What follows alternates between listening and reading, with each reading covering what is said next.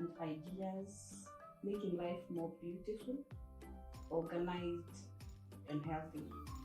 So this wonderful show is called Find the Gem Within. I'm your host, Wambui, Ndirangu, and I want to introduce you this amazing lady seated next to me here, Madam Jane Kamugi. I'm a counseling psychologist. I'm a practicing counselor. Let us know a few things about maybe therapy, who a therapist is, and when to see a therapist. How a matter of healing, what relief do you get? How do you feel after you get that experience? It's like getting to understand yourself better.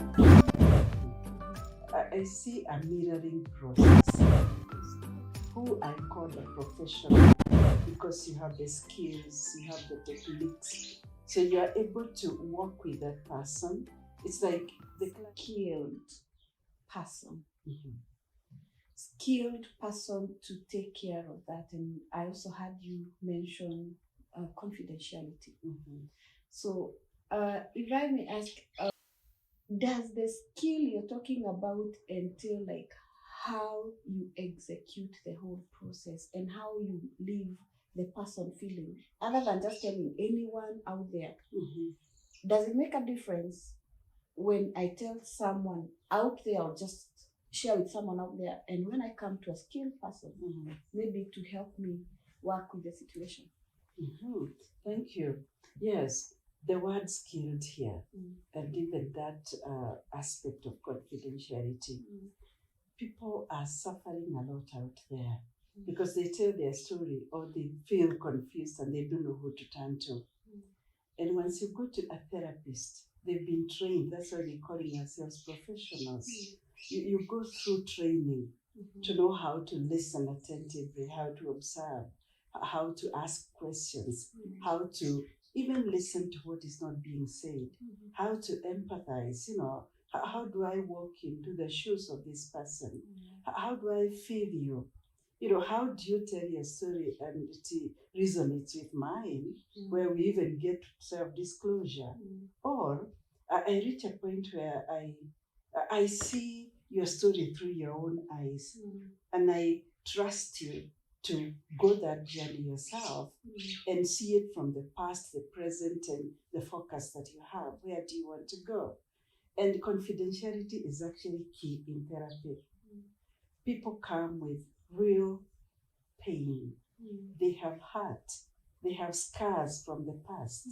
So when they come with all that brutality, they just don't want an empty promise. They don't want an easy cure. They want to peel that wound to a point where they are now, healing. Healing is a process. So once you talk to a person who is skilled, it's not just a story to feel good and walk away. You open up, and then you have a closure. You are able to get empowered. You are able to see that you have the strength to cope with that situation. And when I say cope, imagining an irreversible situation.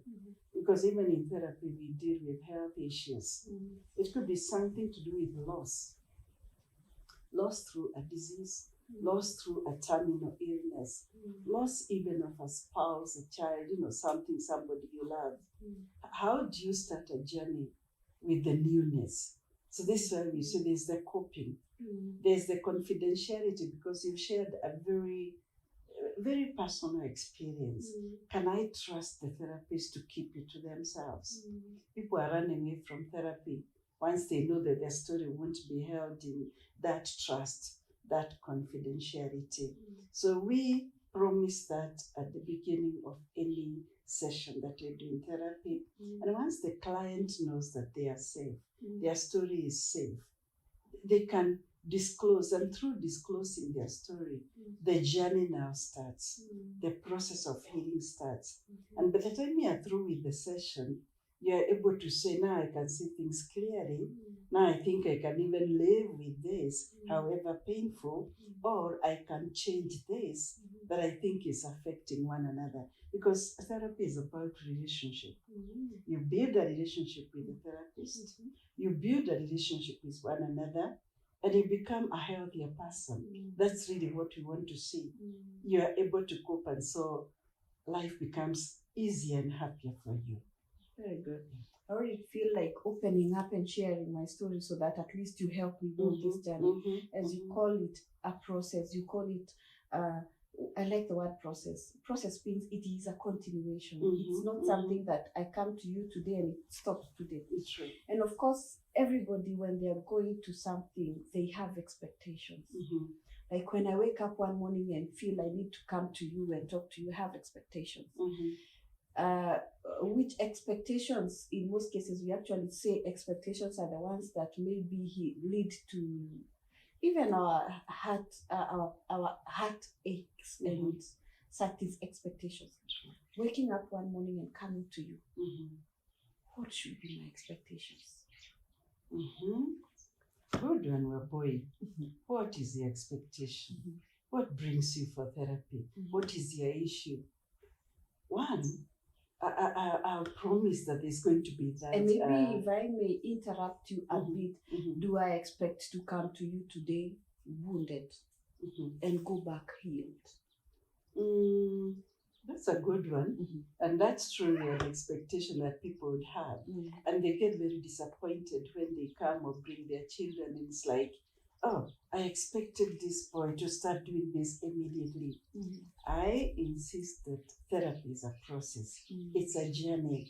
And we start somewhere, and I promise that through the skills that I use, through your own power, because I would still expect you to, it's collaborative, you know. You walk, I walk. I dance, you dance, you know. The steps you take. You disclose, I disclose, you know. You tell me your story, I see it from that angle because I am skilled.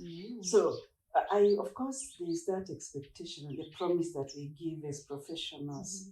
That once you come for therapy, you're going to find the safety. You're going to find a place that somehow, once you get to therapy, the ambience is just there for you. You're going to relax and, you know, feel free to tell your story. That's why we're talking about a talking therapy room. I create that ambience, and that's what I talked about, skill. I have my conditions, you know. How do I create rapport with you? How do I make you feel that you're in the right place? That's about skills. And then, of course, I won't promise what we cannot do. When you come for therapy, you don't come to get guidance. You don't come to be preached to. You don't come for advice, you know? You don't come for direction. It's a journey we're going with you. It's, I repeat, the mirroring. But imagine you have this strength. So once you become aware of what is inside of you, we are unlocking that's in you, until you imagine you have the power to rise above what you thought was a problem. Once you understand why you behave the way you do, sometimes you need to learn a new behavior. I'll promise we can. We work through it, and maybe we take homework. I teach you, I train you. It could be an esteem issue. You feel so not confident when you face people, when you even want to start a relationship. That again is in therapy. How do I tell you, you have the power to rise above that fear of shyness or whatever it is? Is it academic performance? You have it in you to organize your time. So those skills are there in therapy. And what we promise is that once we go this journey with you, you lead me to where you want us to go. Because we set goals with you. And I keep empowering you. Inside of you, I keep validating you as a client. It is possible. You can get there. And we do. It's empowering. Amazing. Yes. I'm understanding that there are several reasons that would get you into a therapy. So I hope you don't mind maybe sharing to us a few or several reasons why a person would maybe think, I need to see a therapist. Okay. Let me start by looking at what I call the journey of life. As we go through transitions, we really don't tell what happens after a certain stage. You are an infant one time, you are a young person, adolescent, middle age, old age, and all these transitions can be very overwhelming, sometimes very confusing.